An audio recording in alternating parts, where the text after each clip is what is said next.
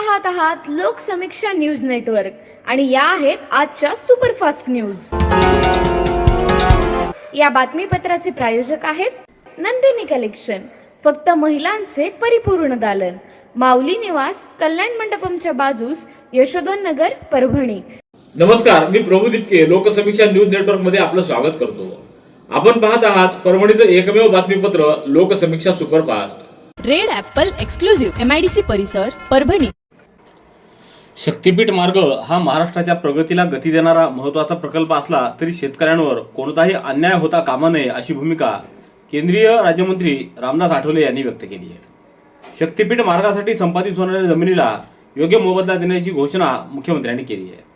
शेतकऱ्यांना विश्वासात घेऊनच हा प्रकल्प राबवण्यात यावा असे स्पष्ट निर्देश देखील त्यांनी दिले आहेत। रामदास आठवले आज परभणीच्या दौऱ्यावर आले असताना त्यांनी पत्रकारांशी संवाद साधला। शक्तीपीठ मार्ग जो आहे हा महाराष्ट्राच्या डेव्हलपमेंटला गती देणार आहे, पण शेतकऱ्यांवर अन्याय होऊ नये अशी आमची भूमिका आहे। त्यामुळे महाराष्ट्र सरकारने मुख्यमंत्र्यांनी आश्वासन दिलेलं आहे की शक्तीपीठामध्ये ज्या जमिनी जातील त्यांना अत्यंत चांगलं कॉम्पेन्सेशन आम्ही देऊ। आणि कुठलाही जर एखादा प्रोजेक्ट करायचा असेल तर त्यामध्ये जमिनी जातात आणि पण त्यांना जमिनीच्या बदल्यामध्ये जमीन देता येऊ शकते का याचा विचार होऊ शकतो किंवा त्यांना चांगलं कॉम्पेन्सेशन देण्याच्या संबंधामध्ये विचार होणं अत्यंत आवश्यक आहे। परभणीचे महापौर सय्यद इक्बाल सय्यद खाजा यांनी महापालिकेच्या इनायतनगर येथील आरोग्यवर्धिनी केंद्र प्राथमिक आरोग्य केंद्राला आज भेट देऊन कामकाजाची पाहणी केली। यावेळी आरोग्य अधिकारी डॉक्टर नाहिद फातिमा व त्यांच्या पथकानं त्यांचं स्वागत केलं। आरोग्यवर्धिनी केंद्रामार्फत देण्यात येणाऱ्या सेवांची PPTद्वारे यावेळी माहिती सादर करण्यात आली। तर महापौरांनी दैनंदिन तपासणी होणाऱ्या रुग्णांची संख्या, लसीकरण, गरोदर माता यांना देण्यात येणाऱ्या सुविधांबाबत विविध नोंदणी रजिस्टर तसंच केंद्राच्या आतील व बाहेरील परिसर स्वच्छतेची पाहणी केली। डॉक्टर नाहिद फातिमा आरोग्य अधिकारी व त्यांच्याकडील स्टाफच्या कामकाजाचं त्यांनी यावेळी कौतुक केलं। हे आरोग्यवर्धिनी केंद्र एक रोल मॉडेल असल्याचं सांगत महापालिकेचे इतर आरोग्य केंद्र या पद्धतीनेच घडवण्याच्या सूचना त्यांनी यावेळी दिल्या। यावेळी त्यांच्यासमोर दिलीप सिंग ठाकूर, डॉक्टर राजेश रणकांबे, बुलबुले आदींची उपस्थिती होती। पुणेच्या रेल्वे स्थानकावर मंगळवारी सायंकाळी घडलेल्या थरारक प्रसंगामध्ये रेल्वे सुरक्षा दलाच्या सतर्कतेमुळे 75 वर्षीय वृद्ध प्रवाशाचा जीव थोडक्यात बचावला। बऱ्याच वेळा रेल्वे स्टेशनवरील ड्युटीवर असलेले उपस्टेशन अधीक्षक यांच्या हलगर्जीपणामुळे वेळेवर उद्घोषणा न होणं आणि प्लॅटफॉर्मवरील डिस्प्ले बोर्ड योग्य वेळी सुरू न ठेवणं यामुळे प्रवाशांची होणारी धावपळ अपघाताला आमंत्रण देत असल्याची बाब पुन्हा एकदा समोर आली आहे। पनवेल एक्सप्रेस सायंकाळी 7:58 प्लॅटफॉर्म क्रमांक 2 वर दाखल झाली व सायंकाळी 7:03 गाडी सुटण्यास सुरुवात झाली। याचवेळी परभणीकडे जाणारे सुमारे 75 वर्षीय प्रवासी बाबूराव घाटके हे घाईगडबडीत गाडीत चढण्याचा प्रयत्न करत होते। गाडी हलू लागल्यानं त्यांचा पाय पायरीवर नीट बसला नाही आणि ते प्लॅटफॉर्म व गाडीच्या मधील जागेमध्ये अर्धवट खाली घसरले। हा प्रसंग पाहून उपस्थित प्रवाशांच्या काळजाचा ठेका चुकलाय।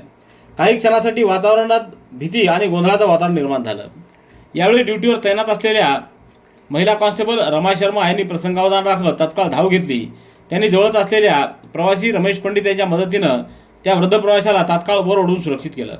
त्याचवेळी नातेवाईकांना सोडण्यासाठी आलेल्या पूर्ण वार्ताच्या संपादिका द्रौपदी सोनुले यांना चेनोडा असा आवाज देत गाडीत असलेल्या प्रवाशांना त्यांनी सतर्क केलं।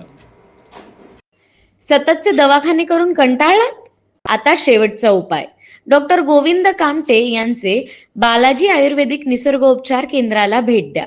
शुगर, मूळव्याध, ॲलर्जी, सोरायसिस, गजकर्ण, दमा, लठ्ठपणा, गुडघेदुखी, कंबरदुखी, वात, गाठीचे आजार, लकवा, केस गळणे, मुतखडा, सफेद डाग यांसारख्या जुनाट आजारांवर खात्रीशीर उपचार केले जातात।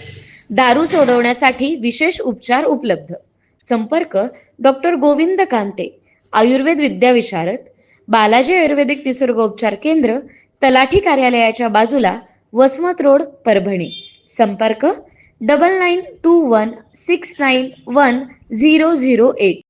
केंद्रीय सामाजिक न्याय मंत्री रामदास आठवले आज परभणीत आले असता त्यांचं परभणी महापालिकेच्या वतीनं महापौर सय्यद इक्बाल सय्यद खाजा, उपमहापौर गणेश देशमुख व महापालिका सदस्यांनी पुष्पगुच्छ देऊन त्यांचं स्वागत व सत्कार केला। परभणी शहरातील छत्रपती शिवाजी महाराज चौक परिसरात शासकीय जागेवर तसंच हायमास्ट पोलवर अनधिकृत डिजिटल बॅनर व होर्डिंग लावण्यास सक्त मनाई करण्यात आली। याबाबत पोलीस अधीक्षक रवींद्रसिंह परदेशी, महापालिका आयुक्त नार्वेकर यांनी संयुक्तपणे निर्देश दिले आहेत। परभणी जिल्ह्यातील शेतकऱ्यांच्या विविध प्रलंबित मागण्यांसाठी सुरू असलेल्या आंदोलनाला भारतीय जनता पार्टी परभणी महानगर जिल्हाध्यक्ष शिवाजी भरोसे यांनी भेट देत शेतकरी आणि संघटनांच्या प्रतिनिधींशी संवाद साधला। यावेळी त्यांनी आंदोलनस्थळी उपस्थित शेतकऱ्यांच्या मागण्या व समस्या सविस्तरपणे जाणून घेतल्या।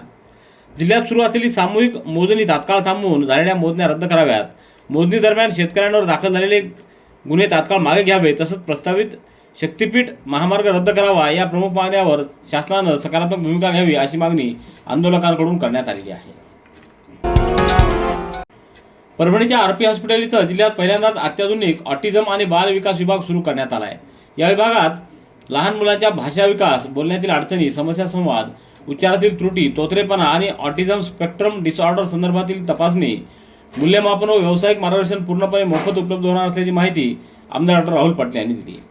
या विभागाच्या स्थापनेमुळे परभणी व परिसरातील पालकांना उपचारासाठी छत्रपती संभाजीनगर, हैदराबाद, मुंबईसारख्या मोठ्या शहरांकडे जायची आता गरज राहिलेली नाही। केंद्रीय सामाजिक न्याय राज्यमंत्री तथा रिपब्लिकन पार्टी ऑफ इंडियाचे राष्ट्रीय अध्यक्ष रामदास आठवले हे आज परभणी जिल्ह्याच्या दौऱ्यावर आले असताना वसमत रोडवरील सावली शासकीय विश्रामगृहात त्यांचं आगमन होतात रिपाईच्या पदाधिकाऱ्यांनी त्यांचं जल्लोषात स्वागत केलं। यावेळी विविध सामाजिक चळवळीतील कार्यकर्त्यांनी देखील त्यांचं स्वागत केलं। यानंतर रामदास आठवले यांनी पत्रकार परिषदेला संबोधित केलं। या पत्रकार परिषदेत त्यांनी विविध सामाजिक व राजकीय विषयावर विस्तृतपणे पत्रकारांशी संवाद साधला। परभणी महापालिकेचे उपमहापौर गणेश देशमुख यांनी आज परभणी शहर महापालिकेतील महिला कर्मचाऱ्यांच्या वतीनं पुष्पगुच्छ देऊन त्यांचा सत्कार करण्यात आला।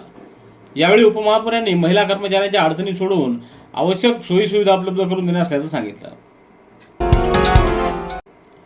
विविध प्रलंबित मागण्यांसाठी सुरू असलेल्या जिल्हा परिषद कर्मचाऱ्यांच्या उपोषणाला आज भाजपा परभणी महानगर जिल्हाध्यक्ष शिवाजी भरोसे यांनी उपोषणस्थळी भेट देत आंदोलनकर्त्यांशी संवाद साधला। यावेळी त्यांनी कर्मचाऱ्यांच्या मागण्या सविस्तर जाणून घेत त्यांना पाठिंबा दिला। यावेळी त्यांच्यासमवेत मुकुंद खिराडे, ज्ञानेश्वर शेळके, मिलिंद खिल्लारे, संतोष पाठक, रोहिदास शिनकारे आदींसह मोठ्या संख्येनं कर्मचारी उपस्थित होते। एसके फर्नीचर लेकर आया है ओरिजिनल सागवान का सोफा सेट, पलंग, शोकेश, अलमारी, दरवाजे, चौखट और भी बहुत कुछ। एसके फर्नीचर पर सभी प्रकार के फर्नीचर्स अवेलेबल है। हमने हमारे शोरूम की लोकेशन दरगाह रोड से बदलकर जाम रोड केनाल के पास की है। आप एसके फर्नीचर में आए और अपने पसंद का फर्नीचर खरीद के अपने घर की रौनक को बढ़ाएं।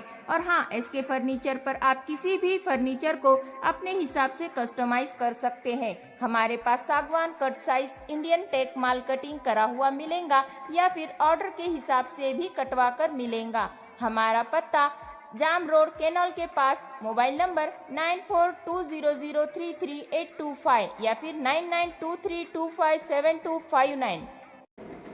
पूर्णा तालुक्याच्या देऊळगाव दुधाटे इथं रानमेवा कृषी पर्यटन प्रकल्पाचा शुभारंभ आज वसंतराव नाईक मराठवाडा कृषी विद्यापीठातील सामुदायिक विस्तार व संदेश विभागाचे प्रमुख डॉ. शंकर पुरी यांच्या हस्ते करण्यात आला।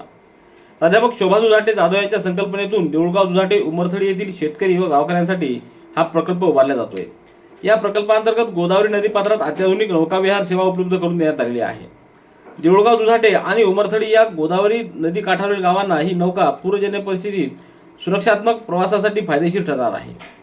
गोदावरी नदीचं विहंगम दृश्य, देऊळगाव दुधाटेचं वैभव, वैकुंठधाम स्मशानभूमी, जिजाऊ स्मृतिस्थळ व जिल्हा परिषद केंद्रीय प्राथमिक शाळा पाहण्यासाठी आलेल्या नागरिकांना नौकाविहाराचा आनंद घेता येणार आहे। रिपाईचे ज्येष्ठ नेते माजी उपनगराध्यक्ष यादव भवरे यांचं काही दिवसापूर्वी अकाली निधन झालं होतं। त्यांच्या कुटुंबाचे सांत्वन करण्यासाठी आज 25 फेब्रुवारी रोजी केंद्रीय सामाजिक न्याय आणि सक्षमीकरण राज्यमंत्री रामदास आठवले यांनी पूर्णा इथं भवरे कुटुंबियांना भेट दिली।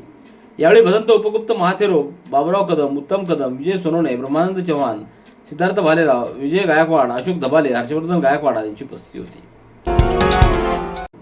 राज्यातील महा ई सेवा व आधार सेवा केंद्र चालकांच्या विविध प्रलंबित मागण्यांसाठी अखिल महासंघ महा ई सेवा व आधार केंद्राच्या वतीनं 9 मार्च रोजी मुंबई येथील आझाद मैदानावर राज्यव्यापी काम बंद आंदोलन धरणं करण्यात येणार असल्याची माहिती संघटनेच्या वतीनं दिली आहे। संघटनेचे अध्यक्ष डॉ. अमर पवार व सचिव विनोद तायडे यांनी याबाबतचं प्रसिद्धीपत्रक प्रसिद्धीला दिले आहे।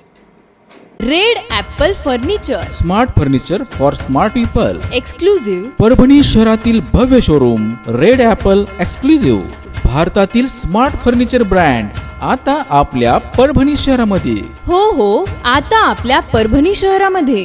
या अंतर्गत ऑफिस, बेडरूम, डायनिंग, लिव्हिंग, इत्यादी प्रकारचे फर्निचर आपणास मिळेल.